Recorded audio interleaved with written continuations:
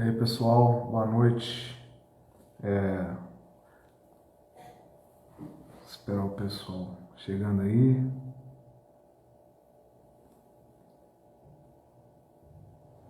Bom, pessoal, a gente vai proceder um bate-papo bacana aqui hoje com um amigo meu, advogado, lá no Rio de Janeiro, doutor Vinícius. Gente fina, que sabe muito sobre o tema de hoje, que é a lei de abuso de autoridade, a nova lei de abuso de autoridade, né?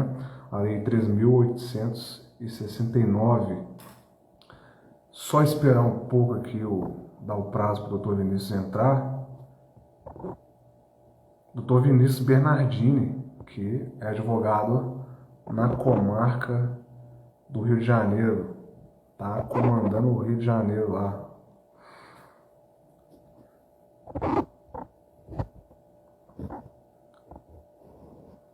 Doutor Vinícius, que também é um advogado atuante no Tribunal do Júri.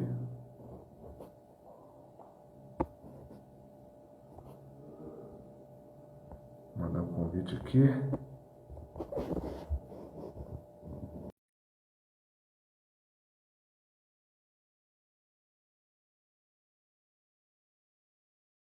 Doutor Vinícius Bernardini.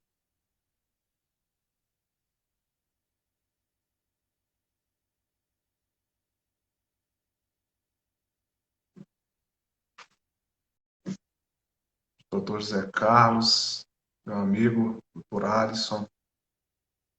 Só peça rara aqui. Doutor Luiz Ayrton entrou também. Primo Rômulo. E aí, primo? Como é que tá? Lucas Pires, o maior jogador de Fórmula 1 virtual. Doutora Catarina, doutora Ângela, doutora Janaína.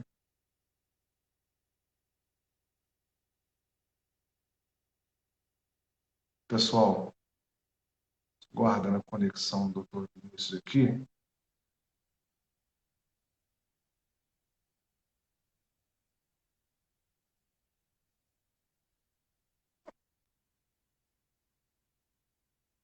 Boa noite.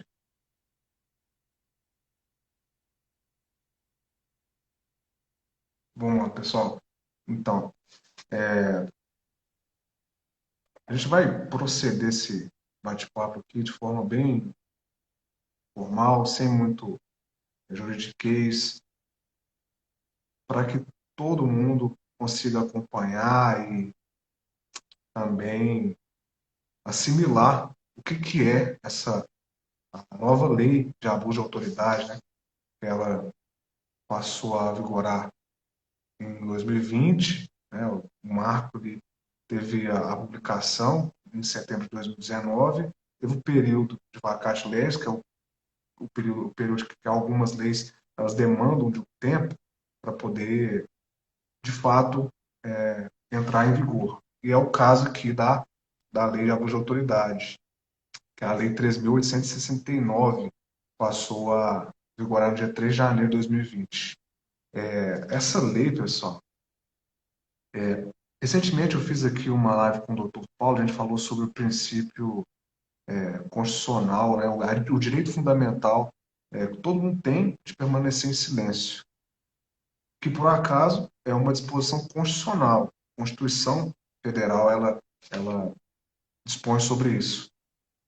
Porém, a Constituição, que é a lei máxima dentro de um país, que é a nossa Constituição de 88, o artigo 5º ela elenca diversos direitos fundamentais.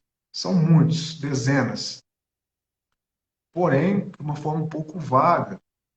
E daí, então, a necessidade de outras leis para poder regulamentar, de fato, a aplicação desses direitos. E a lei de abuso de autoridade, ela vem justamente para isso. Ela vem para poder garantir, no aspecto prático, o cumprimento, a garantia de alguns direitos fundamentais, como, por exemplo, a inviolabilidade do domicílio, né? Que ninguém pode entrar em sua residência, na minha, sem uma circunstância permitida pela lei, como, por exemplo, situação de flagrante ou nas hipóteses previstas na lei, como, por exemplo, a questão do mandado de busca, mandado de apreensão, enfim, ter uma autorização judicial para poder entrar. Ele falou? Eu já consegui.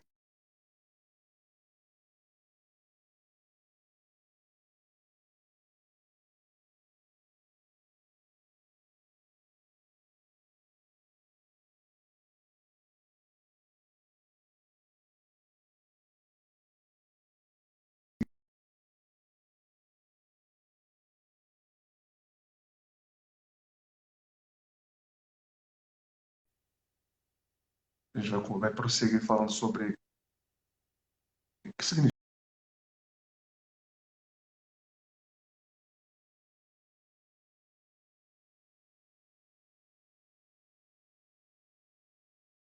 de fato, né? Qual que é a representatividade da lei de abuso de poder, abuso de autoridade? Né? Ela estipula alguns crimes praticados por agentes públicos ou pessoas com investidura de função pública, ainda que transitoriamente, temporariamente, como, por exemplo, fiscal de eleição, né? Mas que não tem uma vinculação, Opa. conseguiu entrar aí. E aí, meu amigo? E aí, Rogério, deixa eu só fazer aqui. Lá já estava explicando o pessoal aqui mais ou menos que é, o que significa, né? Isso daí. Doutor Vinícius, quase que eu já te apresentei aqui, né? Mas foi bom que o senhor conseguiu entrar agora. Se apresenta aí, doutor Vinícius Bernardini. Fala aí, pessoal, boa noite, tudo bem? Eu me chamo Vinícius Bernardini, sou advogado criminalista, né? Conheci aí o Dr. Rogério através de um curso que nós fizemos e o Dr. Rogério é um cara sensacional, meu amigo, e a gente conversando, né, buscando um tema para a gente poder debater e trazer algum conteúdo com um cunho de debate, né, até crítico, prático.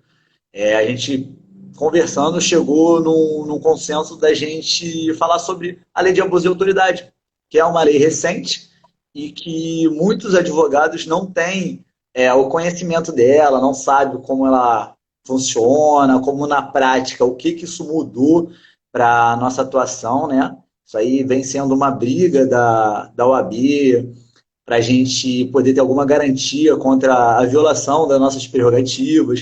Foi um avanço, né, nos direitos fundamentais dos cidadãos brasileiros, porque a gente veio de um regime de ditadura. Então, por mais que foi otorgada uma constituição democrática, veio muito resquício da ditadura, né? Então, as autoridades em si têm esse entendimento e essa lei veio tentar inibir um pouco essa prática, né? Exatamente, doutor Vinícius. E quando a gente fala de ditadura militar, eu, o senhor, o doutor Vinícius, a gente, por bem, né, por sermos afortunados mesmo, nós não vivenciamos na prática o que foi a ditadura.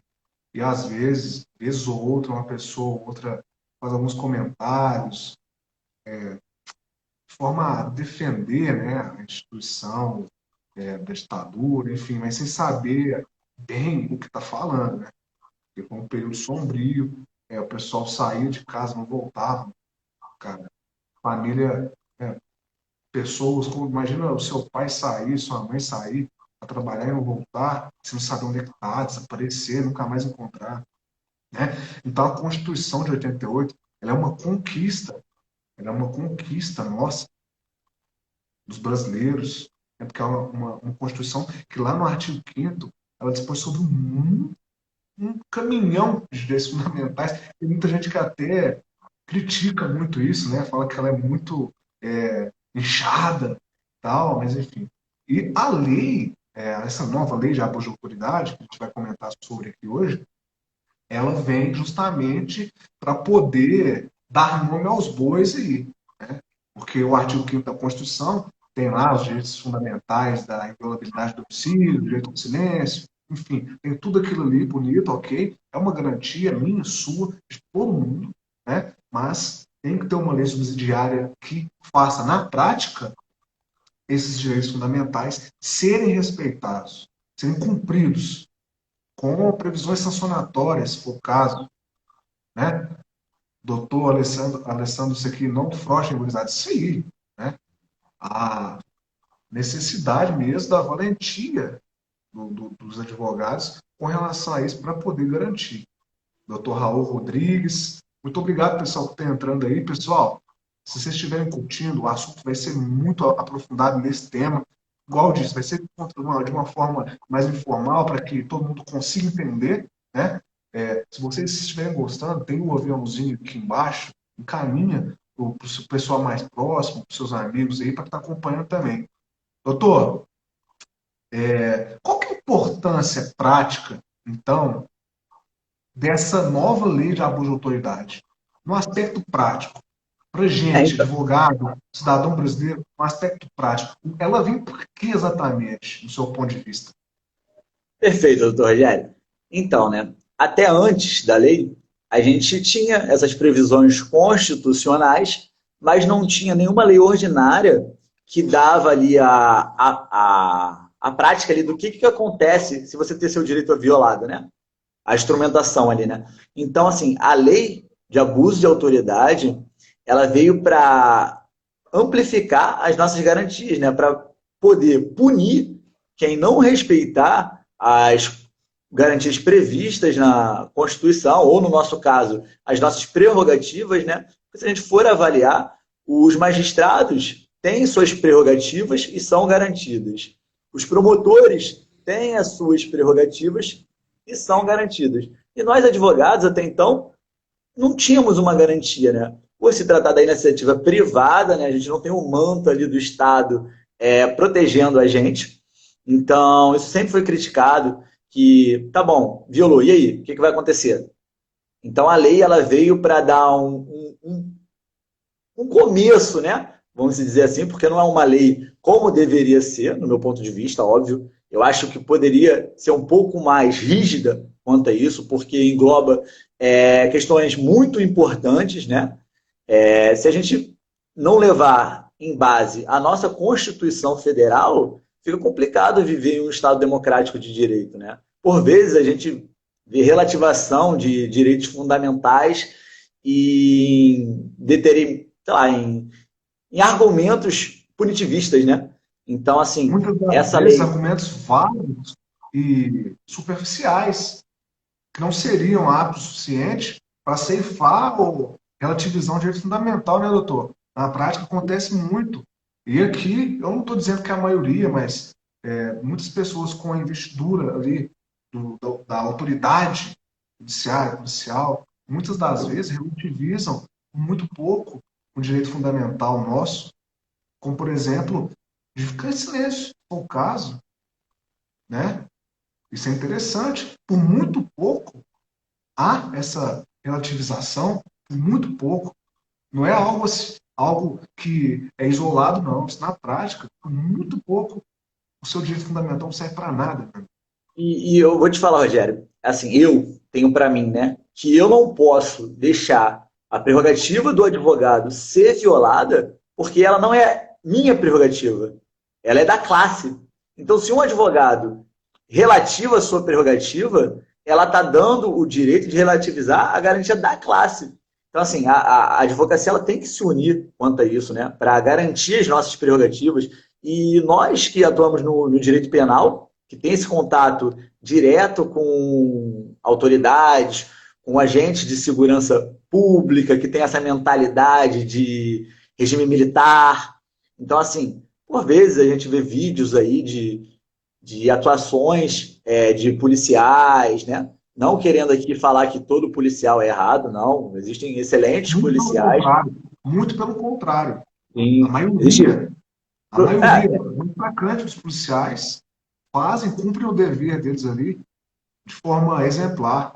Mas uns ou outros, como em Do todas as mesmo jeito que profissões, existe advogado que não segue ali o que prevê o estatuto, tem o policial militar, o juiz, o promotor, que não segue. E para esses, tem que ter alguma punição, né? Se ele está agindo fora da legalidade, se a gente for analisar uma visão de direito administrativo, o servidor público, ele segue a legalidade, então se ele está agindo fora da legalidade, ele tem que ser punido por isso, né? perfeitamente. Doutor Vinícius, uma pergunta aqui para o pessoal já sentir o que é essa lei, né, o que ela traz. Ela dispõe sobre diversos tipos, né, diversos crimes praticáveis no aspecto, né, do abuso de autoridade de fato. Mas eu, como advogado, eu estou em condições de praticar um dos crimes dessa lei? Pior que sim. Existe a possibilidade da figura do advogado dativo. Né? Aqui no estado do Rio de Janeiro a gente não tem, eu acho isso lastimável, né? Eu acho que aqui a gente poderia, a OAB poderia fazer uma parceria com a Defensoria Pública, né, para atuar, mas no estado de São Paulo eu sei que tem esse convênio. Então, assim, a Aqui partir do também. momento. Aí tem também? Então, a partir do momento que o advogado está atuando como dativo, ele está ali com o manto do Estado. E se ele praticar alguma conduta prevista na lei de abuso de autoridade, ele vai estar, sim, sujeito às punições. Certo. E a questão, um aspecto mais amplo do negócio, assim, quem é o sujeito ativo dos delitos de abuso de autoridade? O que a lei ela prevê com relação a isso? Via de regra, quem que pratica esse tipo de delito aqui? Em quais circunstâncias de colocação no polo sujeito ativo? Quem que pratica esse tipo de delito? Então, né? Essa pergunta ela é muito relevante, porque muitas das vezes as pessoas ficam com dúvidas, né? Ah, será que eu vou responder a abuso de autoridade? Será que é só o policial? Será que é só o delegado, o juiz? E não, ela tem um conceito bem amplo. Se a gente parar para fazer uma análise criteriosa da lei, ela fala que o agente público é o sujeito ativo da lei, né? Então, assim, qualquer pessoa que esteja atuando em nome do Estado, transitoriamente, ainda que sem remuneração, ele vai estar sujeito a essa lei, né? Pode ser um guarda municipal, pode ser um policial, pode ser até o fiscal de eleição, né? Aquele mesário da urna que está ali atuando um único serviço, num determinado horário, sem remuneração, ele pode também praticar esses delitos previstos nessa lei. Então, ela tem uma visão bem ampla, né, de o que seria agente público. Justamente isso é importante, porque na colocação do aspecto, do significado da palavra poder, muita gente pensa direto, assim, policial, vai pensar delegado de polícia, vai pensar juiz de direito, promotor de justiça, enfim, mas não, né? Essa questão do poder, né, da autoridade, ela está vinculada a qualquer servidor, qualquer um. Aqueles lá que são que figuram como vítima do crime de desacato, eles estão lá, né? Tem muito na prática isso. Doutor, uma questão aqui. Essa questão relativa à prática desses condutos criminosos, crime de abuso de autoridade. Por exemplo, o doutor José Carlos está acompanhando aí, ou a doutora Ângela que também está acompanhando, se eles forem contratados por um cliente que está preso preventivo, que o juiz da comarca X entendeu por bem que era o caso de um decreto preventivo ali para poder manter o cliente deles preso, certo? Se eles entram com um habeas corpus, porque constataram ali uma ilegalidade evidente, patente, manifesta, se o Tribunal de Justiça entende que teve essa ilegalidade, automaticamente aquele juiz já pode responder por abuso de autoridade? Não. Então, né?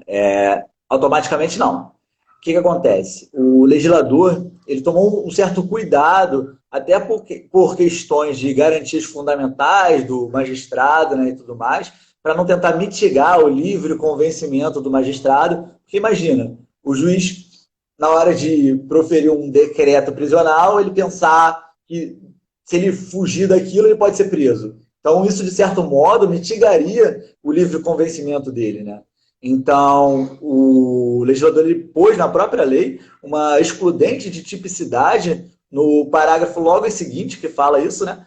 Ele fala que divergências de interpretação da lei, ela não se qualifica como conduta típica desse crime, né? Uma mera divergência doutrinária, jurisprudencial, isso aí não vai qualificar a conduta para ser praticado o crime previsto na lei de abuso de autoridade. Exatamente, é importante também a gente frisar, né, que não significa que determinado magistrado ou autoridade policial ele tem um entendimento divergente, uma interpretação da lei que não indique necessariamente aquilo que nós, advogados, a maioria entenda ser a interpretação correta, ele não está praticando automaticamente o crime de abuso. Isso daí é importante frisar, porque se você pegar a lei e ler os tipos, eventualmente, você lê tipos, aqui no caso, são os artigos que determinam a tipificação do delito, né, do crime de abuso. Se a pessoa ler, né, ela tem que sempre ler pensando nisso. Que tem que ter, no caso, o dolo do agente, de prejudicar Ô, arbitrariamente, Rogério, assim. Pois não. é importante pontuar também, né, que a mera conduta do agente por si só, ela também não tipifica o crime, né? Exige aquele dolo específico que a própria lei prevê. Além de praticar a conduta dos tipos penais previstos na lei, ele tem que agir com interesse pessoal, com mero capricho, com interesse de prejudicar outra pessoa ou se beneficiar. Se ele agir dentro de uma dessas condutas, não precisa ser todas, né? É um dolo alternativo. Se ele agir com uma dessas condutas, aí sim ele já vai tá praticando uma conduta prevista nessa lei e poderá ser punido pelas suas atitudes, né? Sim, perfeitamente. E nesse sentido, né, a lei está aí para ser interpretada, né? Ela não vem autoexplicativa exatamente como deve ser aplicado, infelizmente. Né? Não tem como. É muita coisa, demanda uma hermenêutica, uma interpretação, e pode acontecer na prática ter uma divergência. Né? Acontece, normal. Não significa que automaticamente aquele agente público ele, né, esteja praticando um crime de abuso. Essa questão do dólar, essa questão que o dólar, pessoal, porque não entende muito bem, o dólar é a intenção já, né, sobrepujante da gente praticar aquela conduta ali com o intuito com o intuito, de fato, de, por exemplo, vamos falar no parágrafo primeiro lá, com uma finalidade específica de prejudicar alguém, ou beneficiar-se, né, a si mesmo ou a terceiro, ou ainda, esse final que é interessante, um mero capricho ou satisfação pessoal. Né? E daí, a gente já É, vai. Pode falar, doutor. Rogério, essa questão do mero capricho, né? Eu, particularmente, acho que isso aí é muito vago. E no direito penal, a gente não pode deixar à margem da subjetividade, né? A gente precisa de nomenclaturas certas. Então, o que seria mero capricho? Para mim, pode ser o cara querer ir embora e sei lá, uma autoridade policial, gente, e deixa de fazer o que ele deveria fazer por mero capricho. Então, assim, é muito subjetivo esse mero capricho, né? A gente vai precisar aí, como é uma lei nova, né, de um posicionamento da doutrina para massificar esse conceito, mas eu acho que quando a gente estiver atuando para mover uma ação, né, querendo que a pessoa seja punida por isso, a gente vai usar esse mero capricho aí para fundamentar tudo. Né? E quando a gente estiver atuando para a defesa do acusado, a gente vai alegar a subjetividade do mero capricho, né? Exatamente. E a dificuldade de mensurar também qual que seria o mero capricho daquele agente, né? Do agente, do praticante da conduta ali. É ou não é? É, isso Doutor, aí. Uma questão também que é bom a gente trazer para o pessoal, vou dar mais uma situação, mais um exemplo hipotético. O doutor Luiz Ayrton, advogado bom demais, lá de Guaporé, ele Abraço aí compareceu na pro delegacia. Luiz Ayrton. Doutor Luiz Ayrton compareceu na delegacia. Isso é um exemplo, viu, gente? Estou só ilustrando aqui, não é que ele fez isso, não. Mas o doutor Luiz Ayrton foi na delegacia, falou com o delegado, querendo ver um inquérito aí, essa procuração, tá tudo certinho aqui. Daí o delegado falou assim, ah, Munido com a caneta vai espiã, onde? né? Não, é munido, né? Munido. Daí o doutor Luiz Ayrton chegou na delegacia, fala com o delegado fala, doutor Luiz Ayrton, eu tô cansado, entendeu? Por mais que não tenha dado ainda o horário, né, eu tô indo embora, quero ir embora, não vai ter como hoje não. Senhor, depois você volta aí, hoje não vai dar não. O doutor Luiz Ayrton, ele próprio, vai poder promover uma ação penal privada contra o delegado? Como que vai funcionar na prática? Como que funciona na prática isso daí? Então, no meu ponto de vista, eu acho que seria interessante, né? O próprio advogado que teve ali o direito suprimido, ele mover a ação, né? Mas o legislador, ele achou por oportuno manter igual os crimes do Código Penal, que prevê que quando não fala nada, mas nesse caso fala, né? A ação será pública incondicionada. E o titular da ação pública incondicionada é o Ministério Público. Então, assim, quando houver a prática desses delitos, o titular da ação sempre vai ser o Ministério Público, né? A atitude do advogado é o quê? Se for o caso de uma polícia civil, ir até a corregedoria, registrar a ocorrência e vai ser aberto um inquérito, vai acontecer as investigações e, ao final, o delegado vai iniciar ou não o agente e vai ser remetido para o Ministério Público. E lá o Ministério Público vai oferecer a denúncia. Lembrando que existe a hipótese da ação privada subsidiária da pública. Eu achei bem importante isso, porque imagina um promotor respondendo por abuso de autoridade, né? E ele mesmo vai oferecer a denúncia contra ele. Então fica meio complicado isso, né? E pensando nisso, né? É plenamente possível para evitar aquelas práticas de engavetamento que deixa lá na gaveta até esquecer isso e prescrever. O advogado, sabendo ali do prazo legal, né? Ele pode oferecer uma ação privada subsidiária da pública se não for respeitado o prazo legal para o oferecimento da denúncia. Então, assim, a gente só poderá oferecer a denúncia se houver inércia do Ministério Público. Aí eu vou abrir aqui um aspas, né, para a gente explicar aí a questão da ação pública condicionada à representação, ação pública Bom, incondicionada e ação privada, né? Os crimes é, de é ação bom, é pública. bom, é bom a gente, deixar bem claro que cada tipo de ação penal ela começa de um jeito. Ela tem que começar de um jeito específico. Explica aí. Então, Desculpa. né?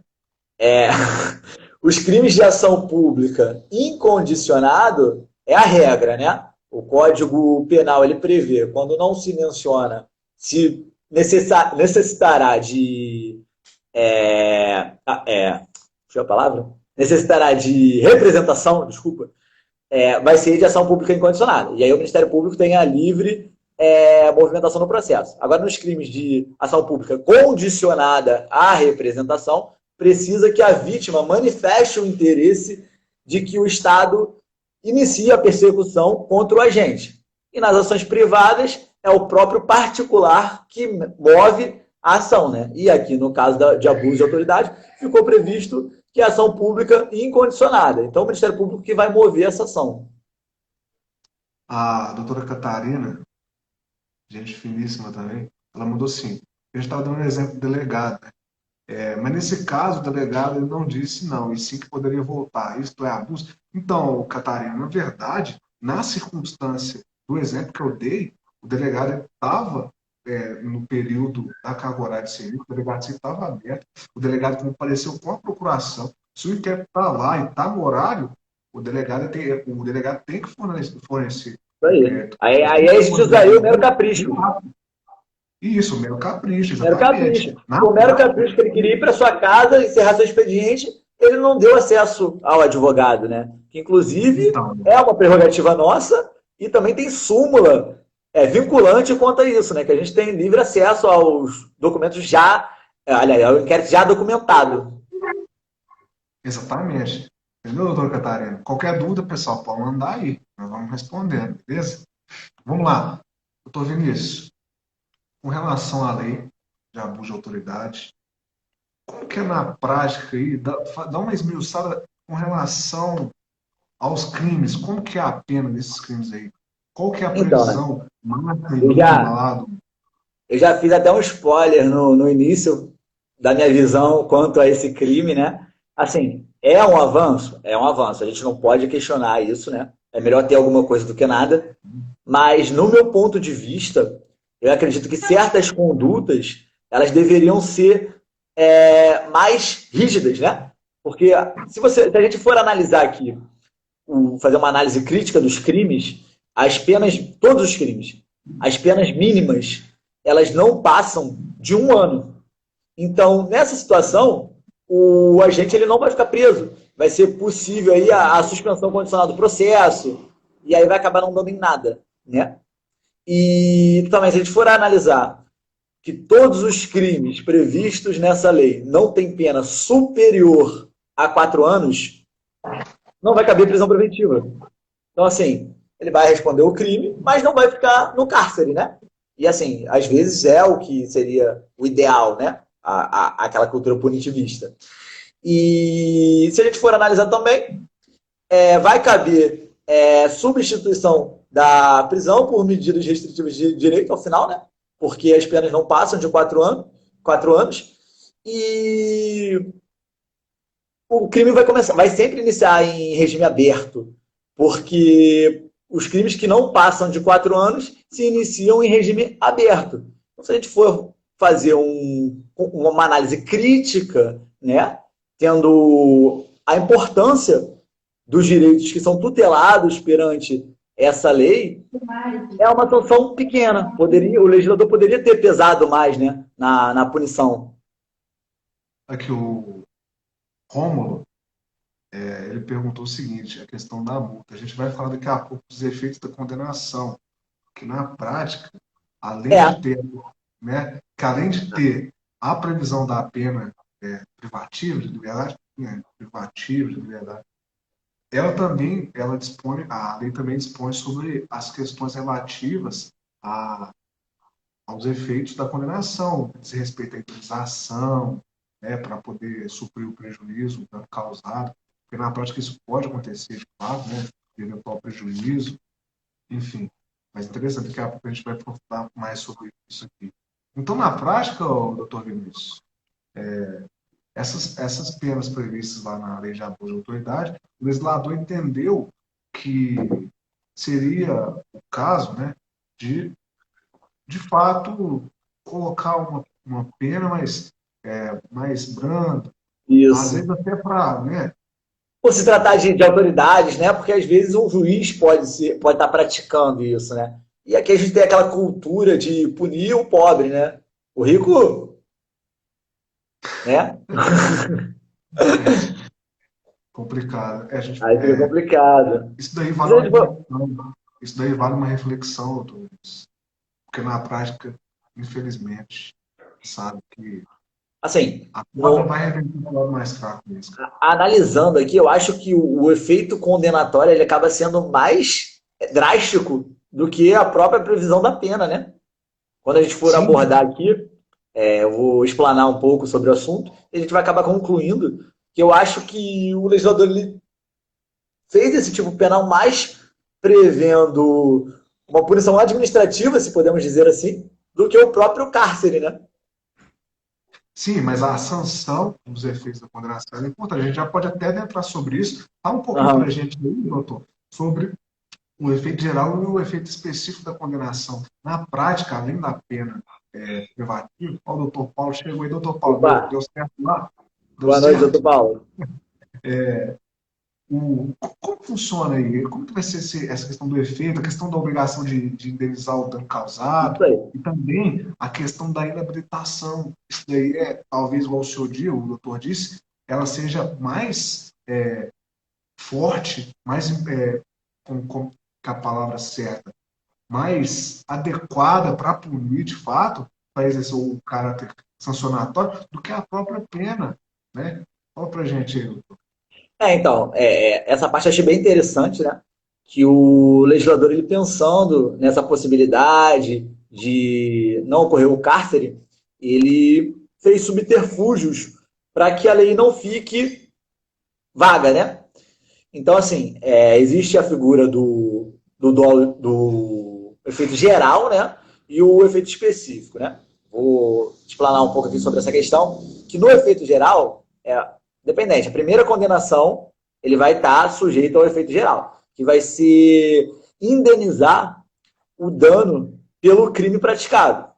A título de exemplo, existe uma conduta, né? Que isso aí era muito comum antigamente, da questão de um preso capturado, a Polícia Civil ela monta aquele cenário, né? Bota os Boa. brasões ali da polícia, vem uma comitiva, chama a imprensa e bota lá a cara do capturado ali estampada como um troféu da polícia, né? E aí a gente pergunta, cadê a dignidade da pessoa humana, né? Como é que você trata a pessoa como uma coisa?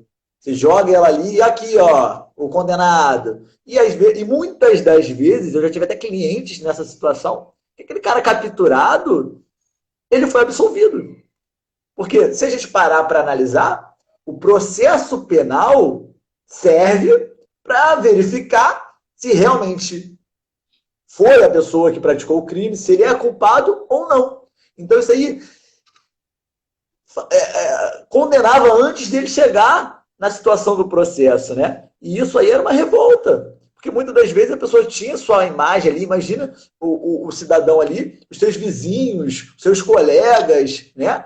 Vendo a sua cara no jornal. Depois para tirar isso da cabeça das pessoas, né? Depois que apareceu na televisão, para isso sair é muito difícil.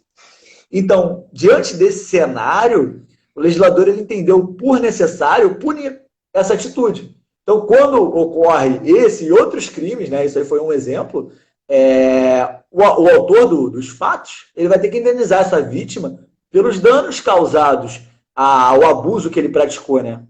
E em relação ao dolo específico, que eu achei também bem interessante, no dolo específico ele já se enquadra quando ele é reincidente em abuso de autoridade, né? Ele tem que praticar o segundo crime de abuso de autoridade, né? Não Sim, basta tem praticar só um.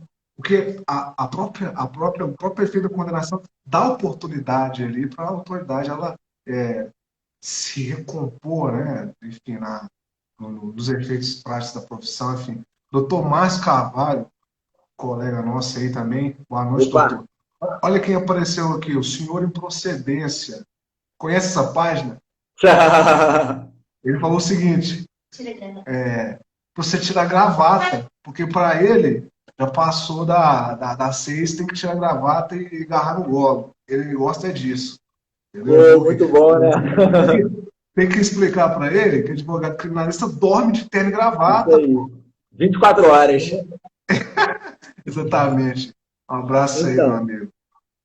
voltando ao assunto, né? A questão do dolo específico.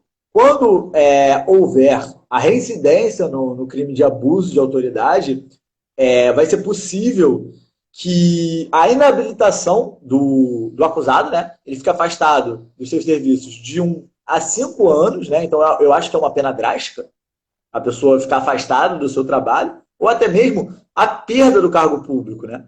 Ele vai perder o trabalho dele. Então eu acho justo, porque ele já foi punido uma vez, praticou de novo, foi punido de novo. Então, nesse caso, a gente almeja uma sanção um pouco mais rígida, né? Já que ele não vai ficar em cárcere, porque pelo menos ele não possa praticar novamente outros crimes, né? Sim, é importante também falar sobre isso daí, né, Vinícius? Porque o efeito específico da inabilitação, igual eu disse, ela traz um constrangimento, ela traz um caráter sancionatório maior do que a própria pena dos artigos dos tipos previstos nos crimes de abuso, no caso. E, Rogério, complementando esse Muito. assunto também, a questão Sim, das penas restritivas de direito, né? Que via de regra vai ser o caso, né? Vai ser sim. substituído. Em E a condições lei, normais, né, de clima e é, tempo, enfim, pressão atmosférica, vai ser restritivas de direito mesmo, né? a lei ela trouxe duas previsões, né? Uma que já é prevista no Código Penal mesmo, que é a prestação de serviço à comunidade. O agente que praticar o crime, ele pode ser condenado a prestar serviço à comunidade. E essa segunda opção, eu acho que ela acaba sendo pior do que o regime aberto. Porque imagina uma pessoa ficar 6 meses sem o sustento, né? A pessoa que Sim. tem ali suas dívidas, ficar 6 meses sem receber salário, eu acho muito rígido. Acaba sendo Sendo que pior pode, do que o regime aberto. Porque o regime aberto ele consegue trabalhar. sim, sendo que inclusive pode ter a questão da perda do cargo, né? Gente, é importante falar aqui o seguinte, a lei de abuso de autoridade, igual a gente falou no começo, para o pessoal que chegou agora, se você é funcionário público, se você tem alguém próximo de você que é funcionário público, que exerce função pública, todo mundo se submete às sanções da lei de abuso de autoridade. Tá? Isso daqui não é só para juiz, não é só para policial, só para delegado, não. É bom deixar bem claro isso daí. Isso é muito pouco difundido, né? Costuma ser muito pouco difundido, né, doutor? E Doutor, igual o assim, senhor só uma falou. ressalva, né? A questão das penas restritivas de direito, ela se aplica até ao réu que não é reincidente, né? O réu que teve a primeira condenação, que pedia a substituição da pena restritiva de privativa de liberdade por restritiva de direito, pode ser condenado à suspensão do salário, de 1 a 6 meses. Ficar 6 meses sem trabalhar e sem receber por isso. Então, assim, tem que fazer uma análise na hora de a gente estar atuando pela defesa, né? Fazer uma análise se realmente vale a pena pedir a substituição do regime aberto por uma restritiva de direito. Então, o advogado ele tem que se atentar a certos gatilhos para ver o que seria melhor para o seu cliente, né?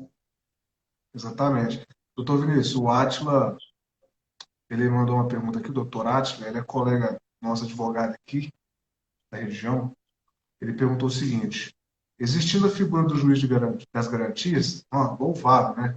Podia muito começar, de fato, a Cara, eu ser acho que praticado foi um em retrocesso essa suspensão do juiz das garantias, né, cara? Isso aí vai mudar drasticamente o nosso sistema penal. Já tem muito tempo que a gente clama por isso. Se a gente for fazer uma análise histórica, a Europa toda adota o juiz das garantias, diversos países já adotam, né? A gente tem um cunho muito inquisitorial. E no sistema inquisitorial é o juiz todo-poderoso. E a gente está. interessante. Só fazer uma adendo, porque senão eu vou esquecer. O pessoal que se interessa pelo assunto, lá no YouTube, o doutor Auri Lopes Júnior, ele teve uma entrevista com um juiz de garantias chileno, super interessante. Eu recomendo que vocês acompanhem lá, porque de fato foi bastante esclarecedor e traz para a gente uma realidade completamente diferente. Mas a pergunta do Ashton foi o seguinte: o juiz de garantia poderia sanar questões de abuso de autoridade?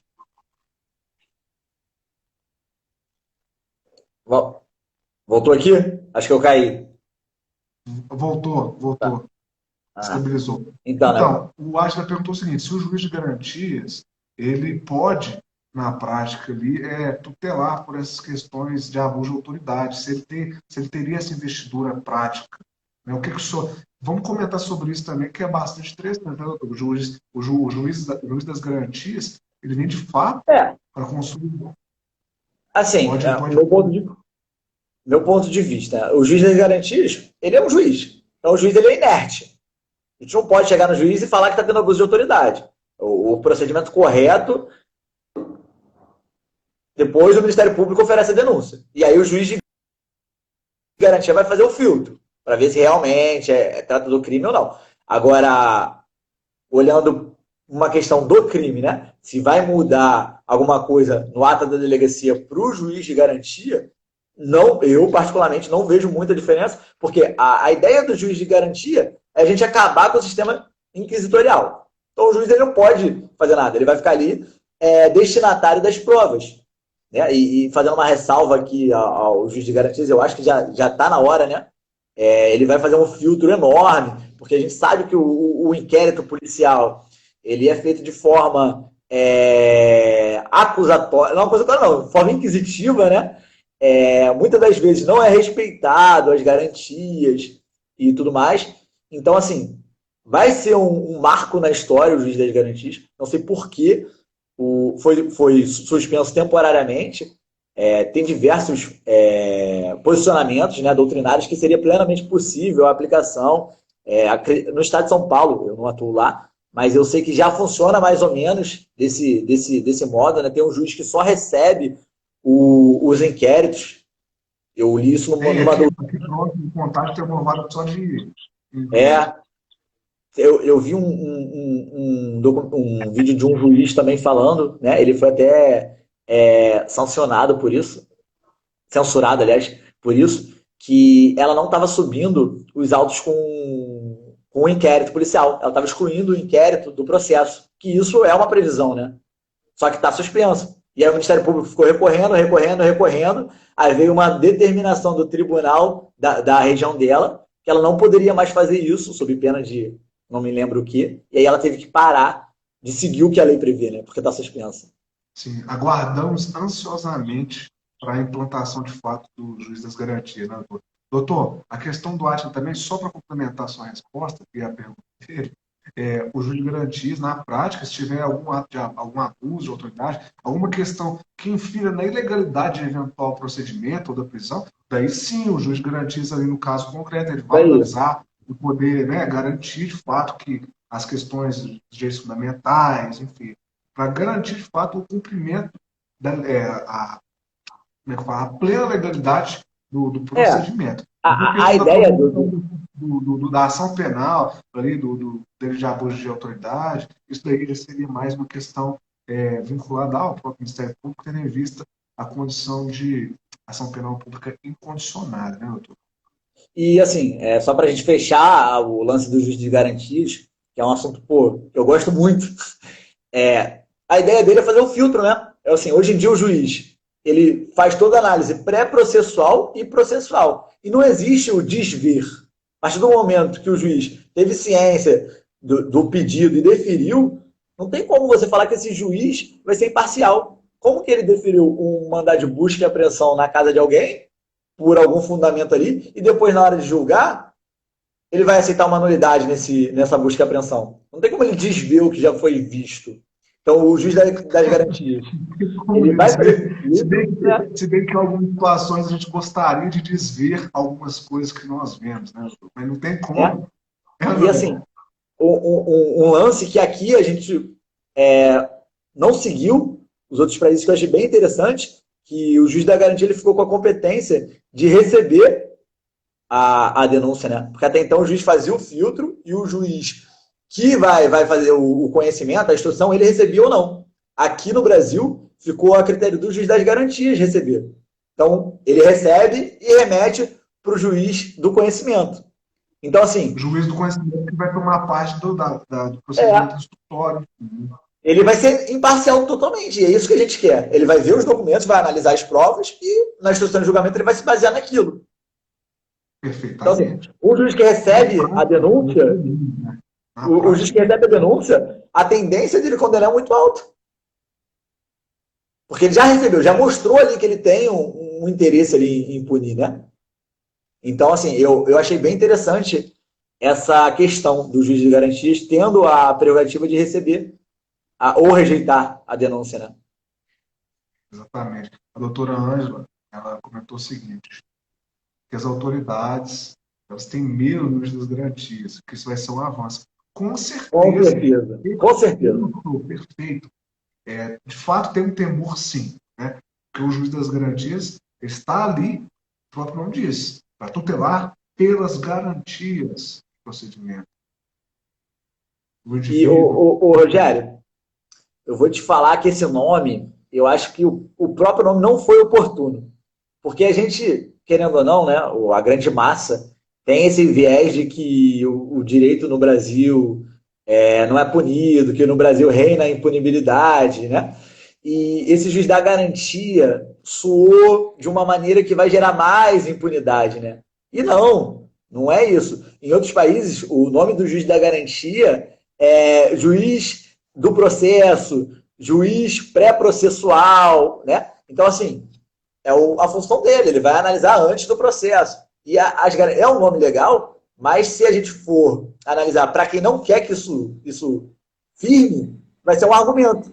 Né? Ah, vai dar garantia vagabundo, né? Que é o jargão aí que a galera usa. Sim, da última conversa que eu tive aqui, foi com o Dr. Paulo Porto, tá agarrado em flagrante lá, agora.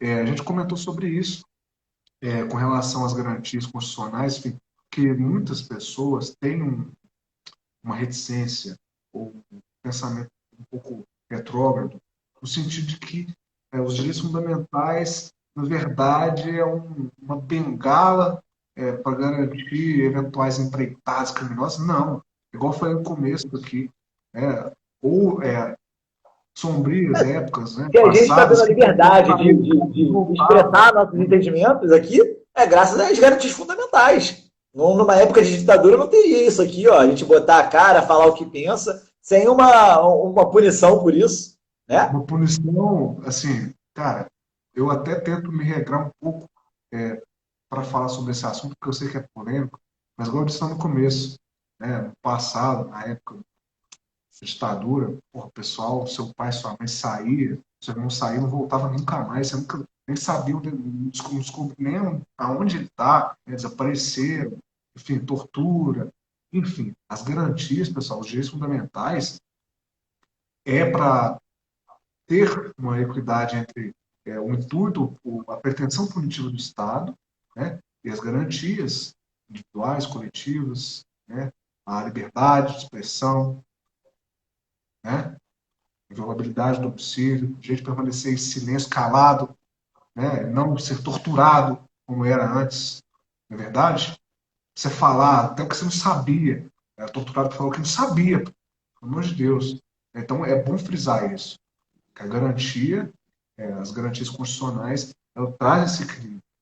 Né? Não é uma bengala da impunidade, não é um subsídio para a impunidade, de forma alguma. Né? Esse pensamento ele tem que ser dissipado. Né? A gente tem que trabalhar esse pensamento, porque é um pensamento equivocado, sim. Não, os direitos fundamentais não é meu, nem seu, nem da Ângela que está aqui comigo, nem da minha mãe, não é. Todo mundo tem. Né? Não é só o criminoso, você também. Você tem a garantia constitucional que resguarda que ninguém vai entrar na sua casa sem motivo 10h30 da noite, meia-noite, 1h da manhã. Imagina, você está dormindo do nada, tem um brucutu lá na beirada da sua cama. Ô, acorda. E Imagina. essa conduta que você está falando aí, ela é tipificada na lei de abuso de autoridade. Né, tá vendo? Olha aí. Exatamente. Vai falar sobre isso daqui a pouquinho. Eu vou falar sobre isso. Vamos falar um pouco sobre os crimes? A gente separou alguns Sim. crimes aqui ligados à advocacia, né? Que a gente enfrenta o dia a dia ali, para a gente saber como agir, ou trazer uma experiência prática disso, né? E ver que realmente ela dá aso às nossas prerrogativas, né? Essa lei ela tem um papel importante e um avanço para a advocacia. Isso. Pessoal, são várias tipificações, vários delitos, vários crimes tipificados pela lei de abuso de autoridade. Não tem como falar sobre tudo. É impossível. Daí eu, doutor Vinícius, já Dá para estava. 3 lives se a gente for abordar todos os artigos. Dá para fazer uma rotatividade, um Instagram, ter todos os juristas aqui para poder mencionar, para poder falar sobre tudo, né? Mas, enfim, a gente selecionou, pincelou, como o próprio tema da live diz, os mais importantes no aspecto processual penal, né, doutor Vinícius? Isso aí. Vamos primeiro falar sobre esse que quase não acontece. Isso aqui quase que não acontece. Isso aqui é raríssimo de acontecer. Artigo 12.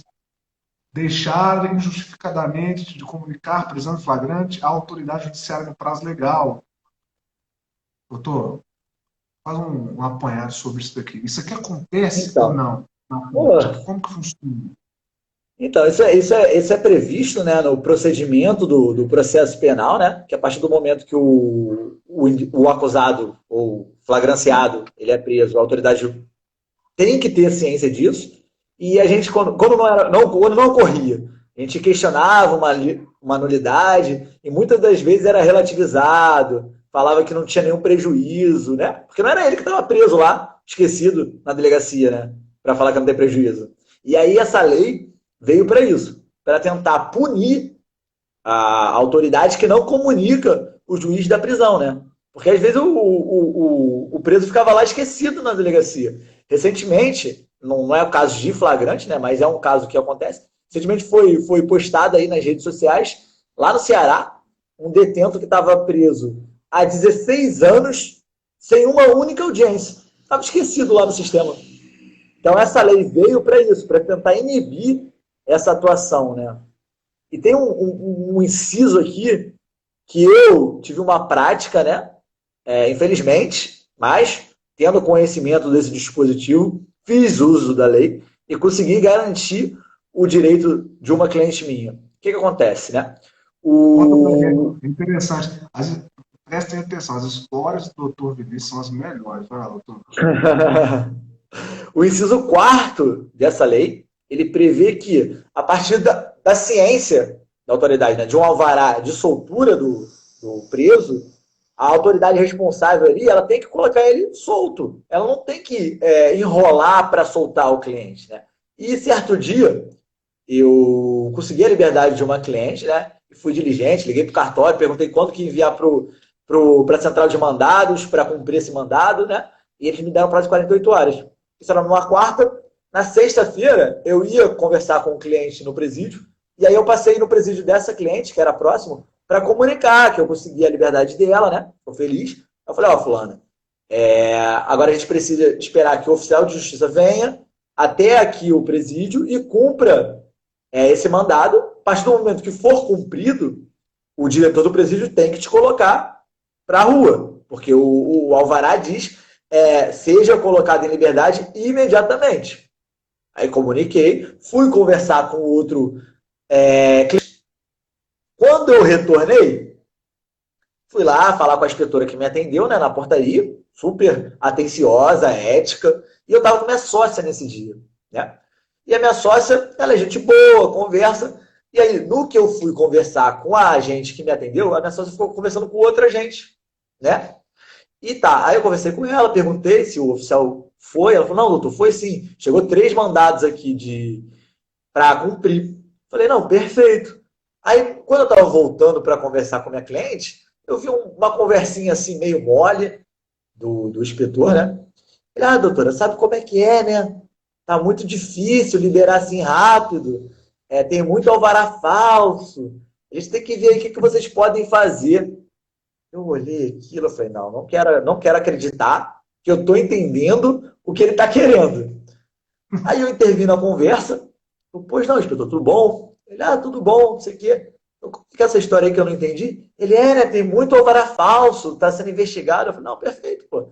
Mas eu tive ciência que o alvará já chegou e foi determinado que ela fosse colocada em liberdade de imediato. Ele, né, mas não sei o quê. Então, inspetor, eu sei que você não tem competência para isso, né? Então, a partir do momento que você me comunicou essa situação, eu quero conversar com quem é de direito para eu explicar que se a minha cliente não for colocada imediatamente em liberdade, ele vai estar praticando um crime previsto na lei de abuso de autoridade. Não, doutor, calma. Não, eu sim. Cortês, educado, ético, né? Em nenhum momento eu levantei a voz, porque eu acho que isso não leva a nada, a gente querer bater boca. A gente vai pautado na legalidade. E aí ele já tirou o dedo da reta. Não, doutor, que isso? Calma, não sei o quê. Eu não mando em nada. Eu falei, não, eu sei que você é um agente que está aqui lotado na portaria. Então eu quero falar com quem é responsável. Aí ele me direcionou. Aí eu entrei em contato. Ela, doutor, sabe como é que é, né? Já são 3 horas, está encerrando o expediente. Aí eu, então, sabe como é que é, né? Existe a previsão na lei de abuso de autoridade que se você não botar a minha cliente imediatamente em liberdade por mero capricho, que no meu ponto de vista você não está querendo colocar ela em liberdade porque o expediente está encerrando e vai te dar trabalho, então isso configura o dolo específico previsto na lei, a gente vai ter um problema. Eu vou sair daqui, vou para a corregedoria, vou pedir para ser instaurado uma investigação contra a senhora e aí a gente responde perante o juízo. Não, doutor, calma, calma. Pode deixar que o seu cliente vai ser colocado em liberdade. Perfeito. Eu sabia que eu ia levar um chá de cadeira, né? Mas ela foi colocada em liberdade. O que acontece? O expediente era até às 17 horas. Tinham 3 pessoas para ser colocadas em liberdade. Só a minha saiu. Por quê? Pela atuação diligente. Óbvio que eles não iam ficar por baixo. Quando deu 4h59 e 59 segundos, o portão abriu. Aí minha cliente saiu. Mas consegui lograr êxito aí no pleito. Pois é, rapaz, olha pra você ver. O chá de cadeira foi violento, não foi? Não. Ele É, vai te mas deixar se não até fosse eu parar, isso, parar com ela a não ia ter nem parte naquele dia. E imagine a sua imagem perante a família dos outros presos, né? Que os advogados deles não tiveram uma atuação diligente e eles voltaram para casa sem o parente. E boa. a minha cliente, que a gente foi lá pautado na legalidade, a gente conseguiu a liberdade dela. Doutor, é bom a gente mencionar isso.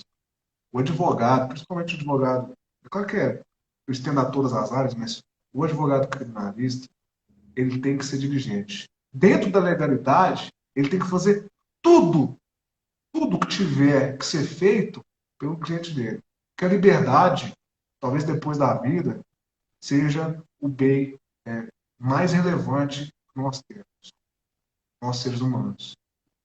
Tanto que é a pena privativa de liberdade um instrumento É. sancionatório, sem sombra de dúvidas, tenha lá as suas eficácias, isso aí é muito discutido, mas depende do advogado, diligente, advogado esforçado, corre atrás, que não mede esforço, não tem preguiça. Igual o improcedência estava falando que mais cedo precisa tirar a gravata. Claro que eu estava brincando, né?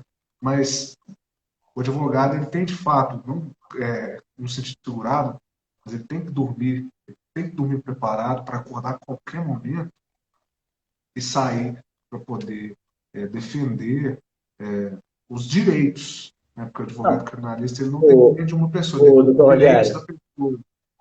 não tem Fala, mais espaço para aquela advocacia que o cara fica sentado ali no escritório esperando o Ministério Público oferecer denúncia, esperando dar o prazo para ele responder uma resposta à acusação, umas alegações. Não, cara, a gente tem que fazer ali atuação diligente. Tem o provimento 188 da OAB que dá direito a gente fazer investigação defensiva, produzir provas. Não é só o Ministério Público que tem que produzir provas para condenar o nosso cliente. A gente de um modo preventivo, pode estar produzindo provas, por mais que a competência do Ministério Público é de produzir provas, a gente vai ficar esperando isso para que ele consiga provas para condenar, ou a gente já pode produzir provas e provar a inocência de imediato do nosso cliente. Eu prezo por isso. Eu acho que uma atuação diligente, hoje em dia, é indispensável. é indispensável, sem sombra de dúvidas. Até porque só o advogado diligente, o advogado que tem predisposição, que tem disposição, só ele sobrevive, cara. Tem espaço mais para advocacia meia boca, para pé meia sola, não. Você já ouviu falar dos pneu meia sola, pneu recondicionado? Isso O advogado aí. ele não pode ter meia sola. Ele não pode. Doutor, vamos passar para o próximo. Vamos. Uma tipificação. Esse aqui também é interessante, cara. Isso eu já estava comentando mais cedo sobre a É, exposição. Artigo 13 da Lei de Abuso de Autoridade. Gente, isso daqui qualquer pessoa, não precisa ser advogado nem estudar direito, não. Vai entender isso que é um absurdo, né? Na prática, e acontece. Existe um processo penal que ele vai ser, né, vai ter o rito dele ali, vai ter um procedimento instrutório, que ao final, se a pessoa for culpada, ela vai ser condenada, ela já tem uma pena disposta na lei para que ela cumpra. Só que na prática, a pena, às vezes, ela vem muito mais forte do que dispõe a própria lei. O artigo 13 fala aqui sobre o seguinte: constranger o preso ou o detento, mediante violência, grave ameaça ou redução da sua capacidade de resistência. Daí fala no inciso 1. Exibir-se ou ter seu corpo ou parte dele exibido a curiosidade pública. Isso daqui é a exibição dos troféus que a gente estava comentando mais cedo. Dá uma pincelada sobre isso, doutor. Isso aqui é muito importante também. E é Não, recorrente. com certeza, né? Primeiramente, dar um abraço aí para o João Ibrahim, colega aí da advocacia aqui do Rio de Janeiro. Forte abraço aí, João. E a bunda na cadeira. Mas vamos lá. A questão desse crime, né? Eu já havia mencionado um pouco antes, que é essa questão do círculo midiático em cima do preso, né? Que é no seu direito aí suprimido, colocar ele ali como troféu. E um ponto importante nisso aqui é que eu vejo assim, como eu disse, eu não tenho nada contra a Polícia Militar, tenho diversos amigos da Polícia Militar, e às vezes eu vejo colegas botando o preso de costas e tira foto, achando que assim ele não está praticando o crime, porque não está mostrando o rosto. Mas não, a lei fala seu corpo ou parte dele.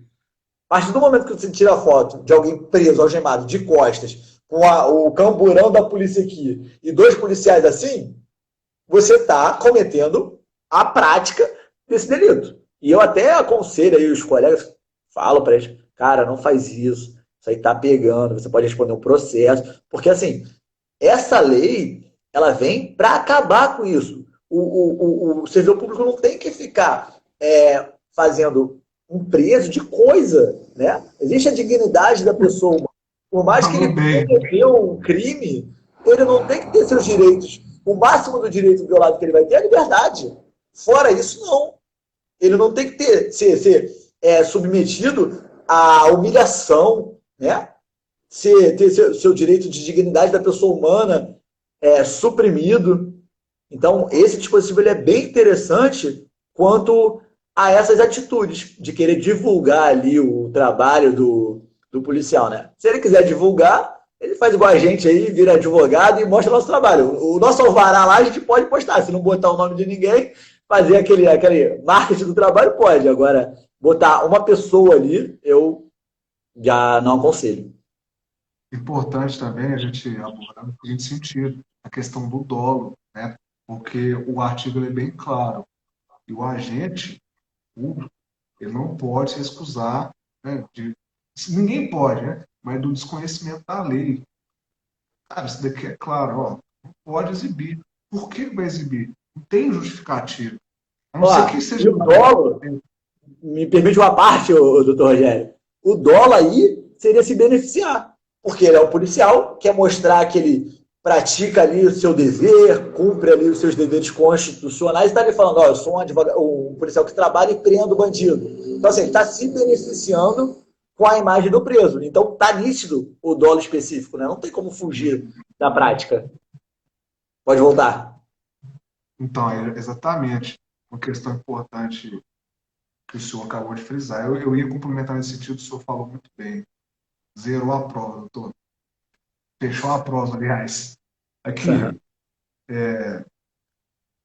a questão do dolo também, não só de se beneficiar, né, profissionalmente, mas também de expor de forma maliciosa. Gente, outra coisa, quando a gente fala aqui sobre essa conduta, a gente não está falando que o policial não tem que prender, pelo amor de Deus.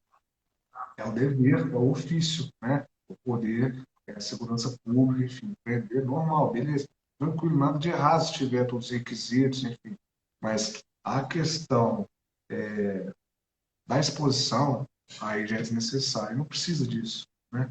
É porque aquele indivíduo ali, muito provavelmente, ele vai responder um processo e, ao final, se ele for culpado, ele é condenado e a própria lei já estipula a pena dele. Então, não precisa dispor ninguém, né? Beleza, doutor. Vou pular agora para o artigo 15. 15. Acho que 15 é bom. Esse artigo 15 também quase não acontece na prática, né, doutor? Eu não é. E também a questão do dolo, a gente vai comentar sobre o dolo no que diz respeito a esse artigo. Vamos lá. Constranger a depor sob ameaça de prisão pessoa que, em razão de função, ministério, ofício ou profissão, deva guardar segredo ou resguardar sigilo. Daí vai para o parágrafo único, né, que vai ser mais interessante. Incorre na mesma pena quem prossegue com o interrogatório, inciso primeiro.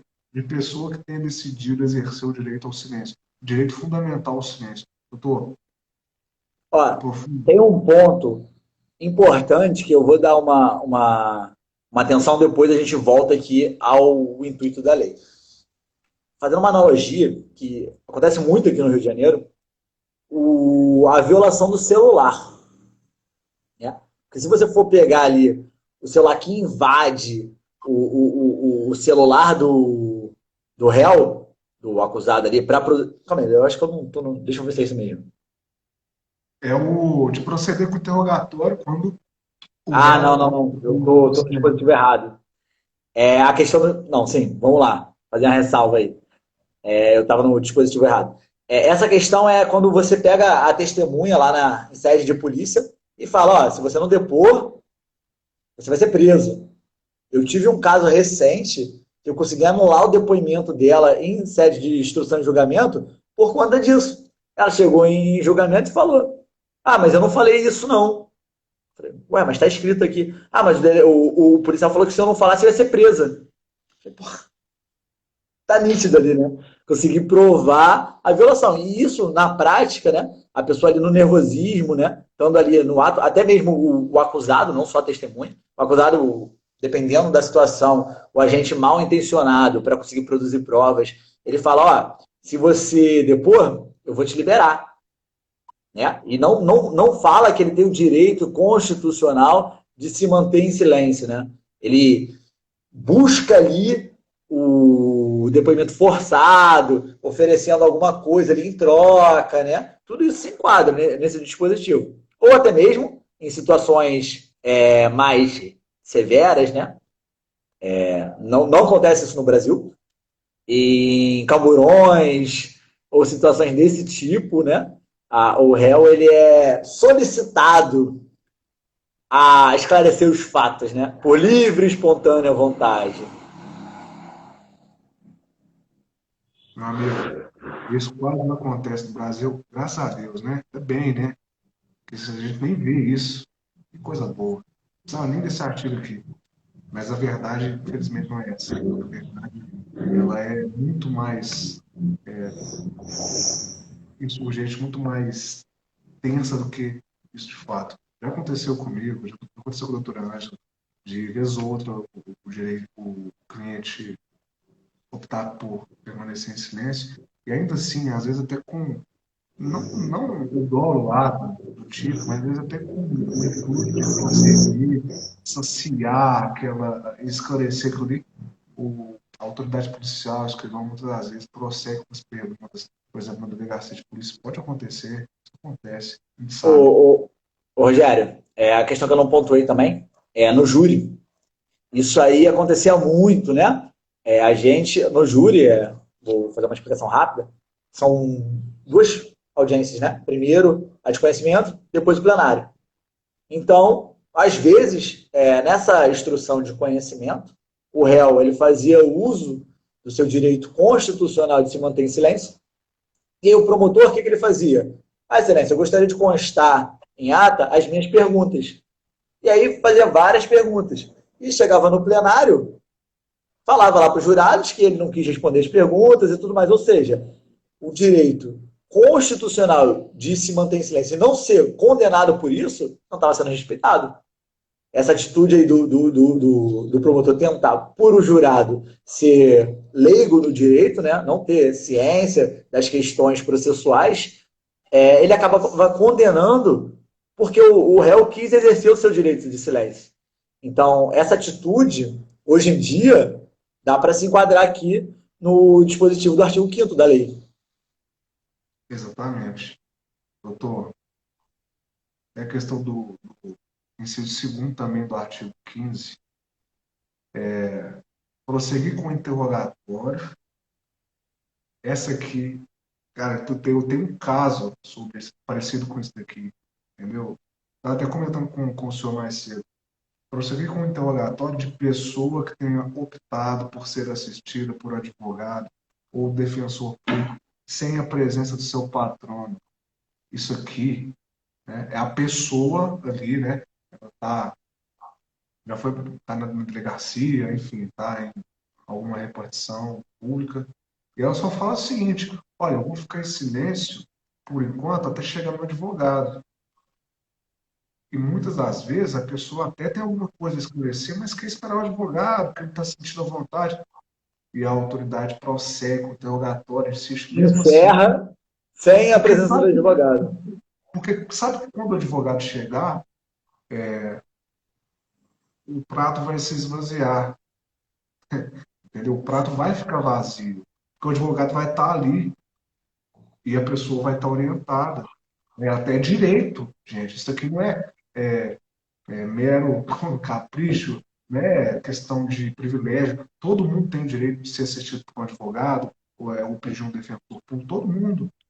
Todo mundo. Isso é um direito que não pode ser suprimido de ninguém. Nem da pior pessoa que exista aqui no Brasil e nem da melhor pessoa que exista aqui no Brasil.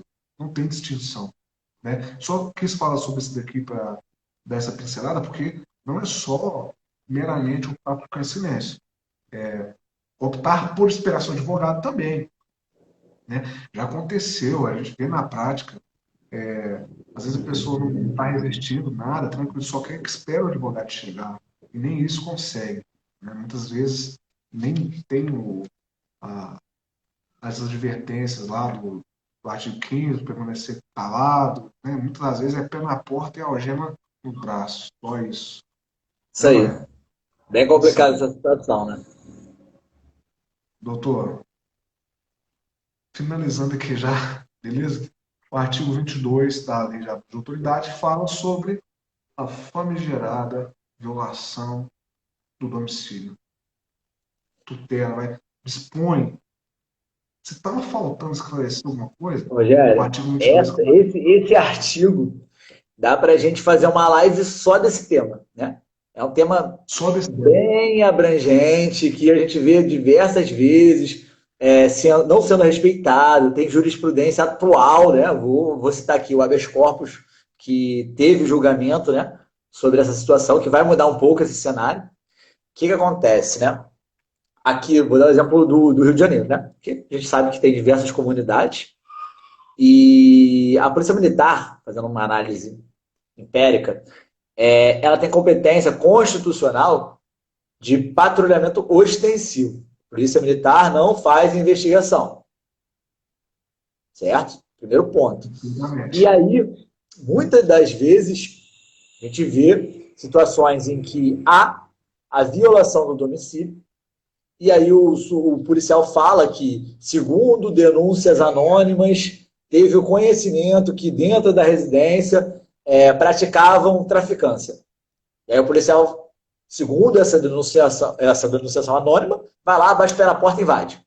Né? Sem mandado judicial, sem verificar as informações da denúncia anônima, né? Porque o Código de Processo Penal, ele traz a previsão da denúncia anônima, é perfeitamente cabível no nosso ordenamento jurídico, só que tem uma ressalva.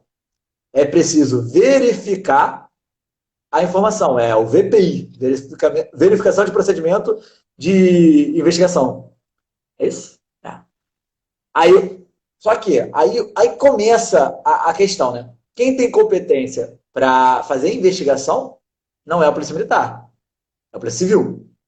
Então, mediante uma denúncia anônima, quem poderia fazer a investigação para verificar os fatos, se realmente condiz com o que foi denunciado, seria a Polícia Civil. E aí a gente pega um inquérito que o policial fala que recebeu denúncia anônima e, diante dessa denúncia anônima, foi e invadiu a casa. Ou pior, fala que fez campana e verificou traficância. Só que, se a gente for analisar o policial militar, ele é um servidor público que rege ali o princípio da legalidade e ele tem o dever de prender em flagrante quem pratica crime. Ele não pode, por vontade própria, falar, não vou prender agora, vou ficar aqui verificando a situação. Então, se ele viu e não prendeu, ele prevaricou. Ele praticou um crime, né? Então, dentro desse contexto, existem várias questões a serem explanadas, né? Mas tentando resumir aqui o contexto disso, né? Senão eu vou ficar falando. Esse dispositivo, ele, além das outras situações que eu mencionei, ele pune o agente público que viola o domicílio sem um amparo legal, que é a questão do flagrante delito. Se estiver ali praticando um crime, realmente ele verificar que há a flagrância do crime, né? O flagrare. Do flagrante, né? Isso. Dentro do flagrante ele pode, perfeito. Mas a questão, muitas das vezes, a gente vê o cara invadir, faz uma vasculha lá e acha, ou então até acha, né? E isso não pode. Isso não pode acontecer. E aí, essa conduta da violação do domicílio fora das previsões constitucionais gera essa conduta. E assim, dá para a gente tipificar aqui, porque muitas das vezes o policial é aquele pescaria de prova. Ele invade para achar alguma coisa e não acha. E aí? Errou. Não achou? Aí o cara vai, tenta alegar ali um flagrante de alguma coisa, né? Aí a gente questiona, mas para ter flagrante, como é que você invadiu uma casa para depois achar o flagrante? Você teria que ter visto antes. Como é que você soube desse flagrante? Aí vem várias ponderações, né? Então, tentando acabar com essa situação, que isso é muito comum. Você pega o inquérito, 80, 90% vai ser isso. Denúncia anônima, violação de domicílio. E diante da situação, o legislador achou oportuno tipificar essa conduta, né? Quando ele viola o domicílio sem a autorização do morador e fora das previsões constitucionais, ele está praticando a conduta prevista no crime na lei de abuso de autoridade. E é interessante a gente mencionar que recentemente, isso aí, João, Rio de Janeiro acontece direto, tem vários casos assim. Recentemente, o ministro Rogério Schietti, ele teve um entendimento em relação à violação de domicílio que foi sensacional. O cara, ele mostrou ali a presença do Estado democrático de direito, né? Ele trouxe um procedimento que o policial deve seguir, até para resguardar o policial. Porque imagina, eu sou policial, como é que eu vou provar que houve o consentimento? Não é só beneficiar a pessoa que está sendo sua casa invadida, mas não, o policial também. De ele provar que essa atuação dele está dentro da legalidade. Hoje em dia, quem não tem um celular, né, para filmar? Então, o ministro ele entendeu por oportuno o policial gravar a autorização do morador para ele entrar na casa fora dos contextos mencionados, né, da Constituição e do flagrante. Vamos lá. Flagrante delito para socorrer alguém, para... Mais um. Mandar de busca de autorização. Mandar de busca de apreensão, isso aí. Fora desse contexto, ele só pode entrar com autorização. E aí, ele gravando, ele tá parado ali. Pô, documentou, não tem o que questionar. Se o morador lá falou, não, o policial pode entrar e achou alguma coisa, aí não tem o que questionar. E eu vou passar o número desse HC, caso os doutores aí tenham interesse, é o HC 598051 do STJ, de relatoria do ministro Rogério Schietti. Meu xará. A gente estava falando sobre o artigo 22, ele também dispõe sobre o franqueamento viciado, que acontece muito, né, doutor? Igual o senhor acabou de dizer que o ministro Rogério proferiu essa decisão e até deu um prazo, né, para as polícias provisionarem a questão de logística, estrutura, né, das câmeras, que serve para resguardar o policial. Isso daqui ilumina a legalidade do ato. É igual a questão do 315, que a gente fez uma live recentemente, ela dá um checklist das motivações, das decisões judiciais, 315 do CPP. Isso é bom, isso é positivo, né? O ideal pessoal, o ideal é que a lei ela seja cada vez mais clara, mais esclarecedora, né? Poder dotar de legalidade os atos que estão com as previsões, né, as formas que a lei ela dispõe, correto? E aqui no inciso primeiro fala que é o crime de abuso de autoridade é coagir alguém mediante violência ou grave ameaça a franquear o acesso, é um franqueamento viciado, quando a pessoa ela é temerosa, né, sobre ameaça de algum mal injusto, por exemplo, se o senhor não deixar eu entrar, outra hora eu vou voltar e vai ser pior. Depois vai ser pior, depois vai ficar pior, né? Aí a pessoa, mediante aquele constrangimento ali, não, tudo bem, então pode entrar.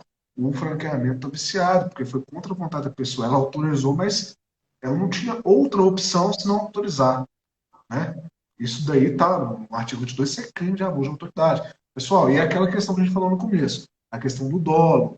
Veja bem, tem que estar nítido, tem que estar cristalino, tem que estar evidenciado a finalidade específica de prejudicar alguém, de beneficiar a si mesmo, ou para poder comer um capricho, enfim, isso daí é sempre importante frisar. Que a conduta é muito mais ela, muito embora ela se adeque ao tipo do artigo, né, do artigo que preveja o crime, tem que ela tem que andar lado a lado com essa questão do dolo, né?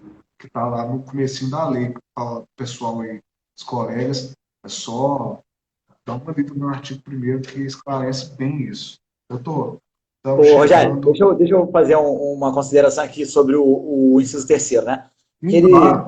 traz a previsão do cumprimento de busca e apreensão fora do horário de, aliás, na realidade, depois do horário de 21 e antes do horário de 5 horas. É importante frisar que não houve mudança no entendimento do que seria dia, né? O entendimento é que o mandado de busca e apreensão pode ser cumprido no dia, certo? E o dia depende da região. Então, diante dessa situação de aqui no Rio de Janeiro, o dia vai até 6 horas. No Mato Grosso do Sul, o dia vai até 7, 8. Então, por essa questão de região, o legislador achou por oportuno aumentar esse prazo até para não ter nenhum excesso. Não que esse prazo tenha mudado o entendimento do que seria dia. Agora a pessoa não pode chegar e falar, agora pode cumprir até 21 horas. Não, não pode cumprir depois do dia. E se cumprir depois de 21 horas, é crime. Entendeu? Se cumprir de noite, é ilegal. Né?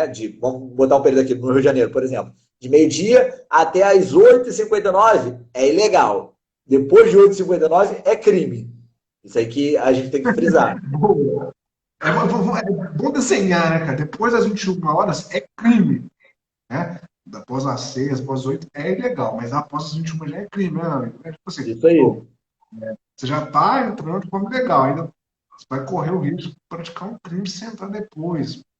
Isso aí, essa parte aqui do artigo 22, do tipo de violação do homicídio, ela foi bem, uma sacada bem boa do legislador, né, cara? E é bom Com deixar certeza. claro que não mudou o Como, entendimento. como o João falou aí, né?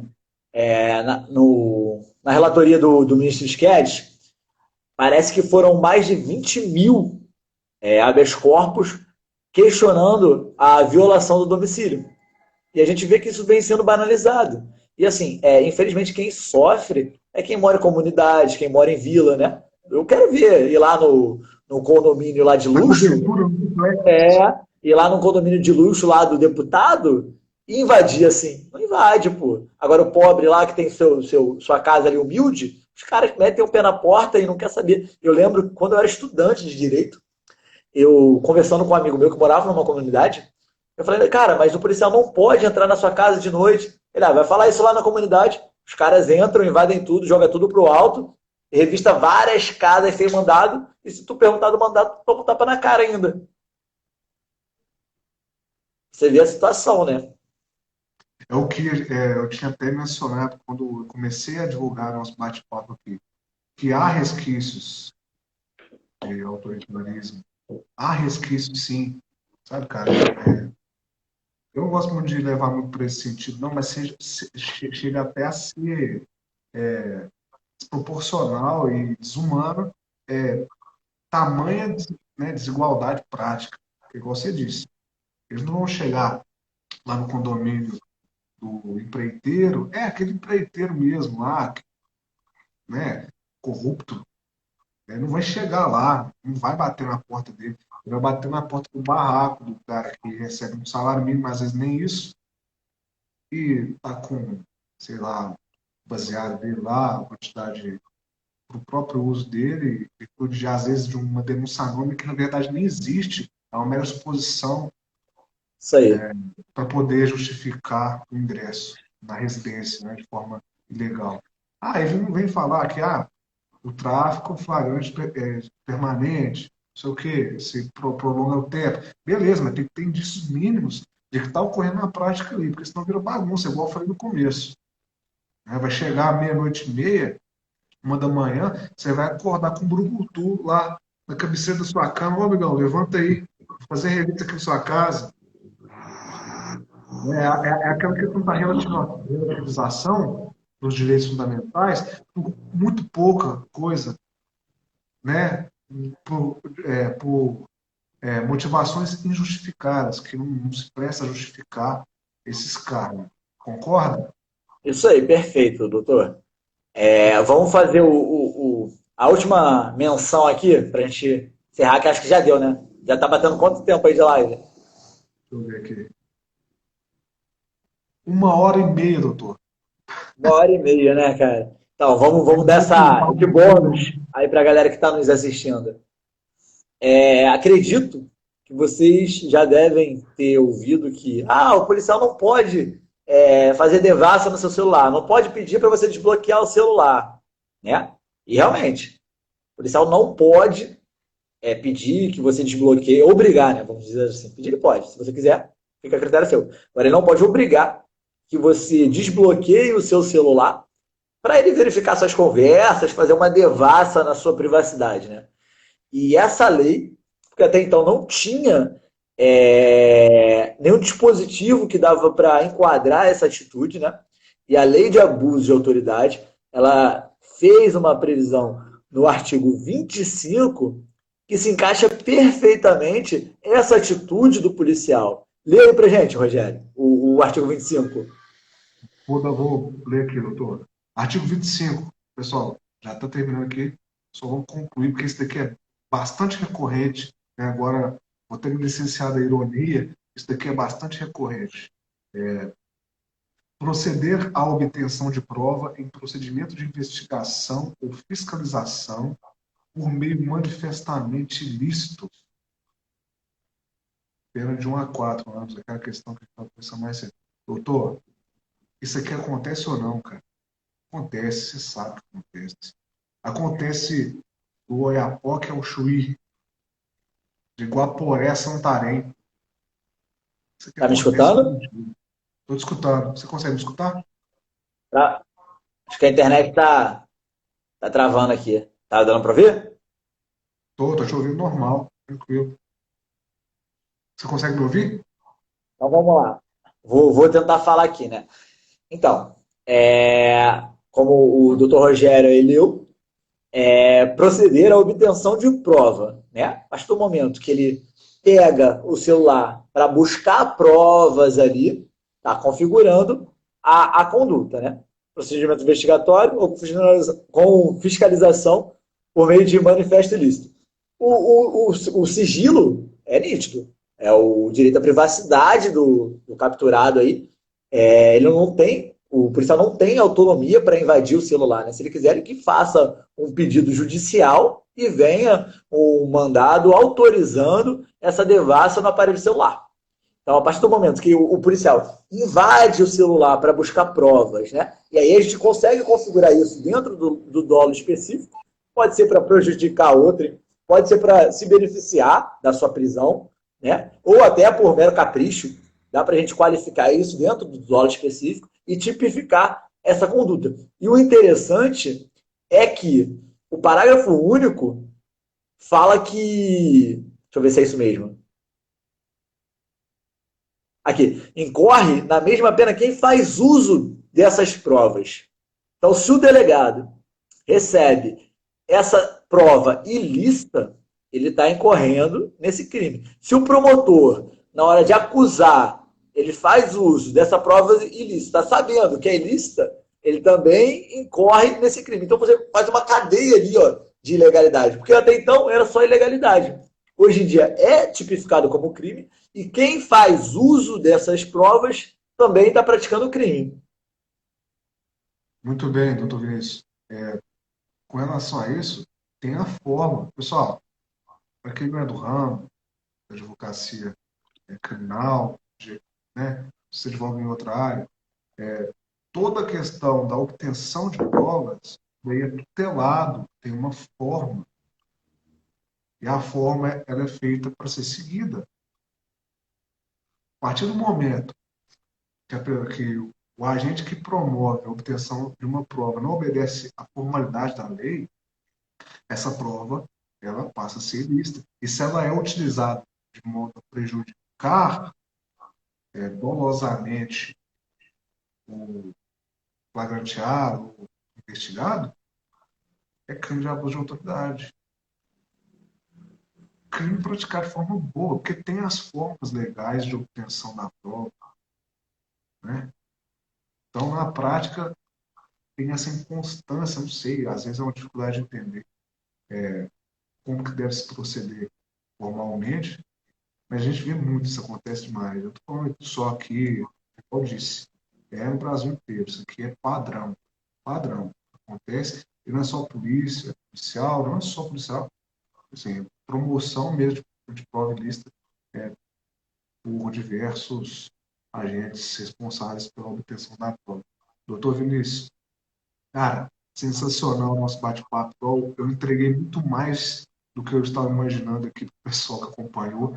Foi excelente. Né? O senhor tem uma inteligência, uma argumentação muito boa. O senhor consegue sintetizar suas ideias e expressar de forma muito clara. É um prazer, cara, conversar com você hoje. Tem mais de 1h30, 1h36. Cara, a gente desenvolveu de forma muito tranquila e suave, que eu nem vi o tempo passar. Então, eu quero te agradecer por ter aceitado trocar essa ideia comigo aqui, um tema tão interessante e tão importante, né? Não só para mim, não só para você, não só para os advogados, para todas as pessoas. Porque isso daqui é a equidade entre o poder punitivo do Estado e os direitos fundamentais de todo cidadão. Então, muito obrigado, cara, mesmo, por ter vindo aqui. Faça suas considerações aí, meu querido. Que isso, Rogério. Eu que agradeço, né, a oportunidade de estar aqui ao seu lado, fazendo esse bate-papo, né, bem bacana, tranquilo. A gente fazendo algumas visões sobre a lei de abuso de autoridade, que é uma lei nova. Muita gente não tem o conhecimento e a importância, né, dessa lei. É uma lei que veio para mudar as atitudes de certos agentes públicos e nós que atuamos nesse ramo, precisamos saber da nossa garantia, né, do que a lei prevê para benefício da nossa atuação como advogado e garantidor de direitos fundamentais. Né? É uma honra estar aqui ao seu lado, você é uma pessoa ímpar, né? Um grande amigo que eu conheci, ainda não tive a oportunidade de estar ao seu lado, mas espero um dia a gente, quem sabe, fazer um júri junto, ou algum processo aí, né? Ou então tomar um café, alguma coisa do tipo, né? Você é uma pessoa muito inteligente, tem excelente argumentação, né? E espero fazer mais lives com o doutor, né? Mostrar aí o conhecimento, a gente fazer esse bate-papo aqui. Gostaria de agradecer ao pessoal aí que acompanhou a live, né, até o final. Eu sei que 1h30 não é rápido, né? Ainda mais, mas assim, quando a gente está tratando de assunto que é de interesse, que é um assunto bacana, como o próprio doutor Rogério mencionou, eu nem senti a hora passar, né? Ele falou que se passou 1h30, eu nem vi essa hora passar. Agora que eu fui ver aqui o relógio, eu falei, caramba, cara, voou, né? Quando a live é boa, é assim. E a galera aí participando. Gostaria de agradecer a todos que acompanharam, né? E que venham nas próximas lives que a gente possa estar fazendo. E é isso, galera. Muito obrigado aí pelo carinho e atenção. Isso aí, meu amigo. Agradecer a todo mundo que acompanhou, doutora Ângela, o João, que está desde o começo aqui, o doutor Zé Carlos, o Igor, enfim, todo mundo mesmo. Muito obrigado, doutor. Um prazer. A gente vai trocar mais ideia. Vamos sim promover outros bate-papos aqui, porque isso é agregador para mim. Aprendo muito com você quando a gente tem esse bate-papo. Então, muito obrigado. Pessoal, boa noite. Eu vou deixar salvo aqui para quem quiser acompanhar depois, se perdeu algum trecho. Eu vou tentar salvar aqui no Instagram, depois é só acompanhar. Então, muito obrigado, meu amigo. Uma boa noite, bom feriado para todo mundo aí. Abraço. Abraço, boa noite.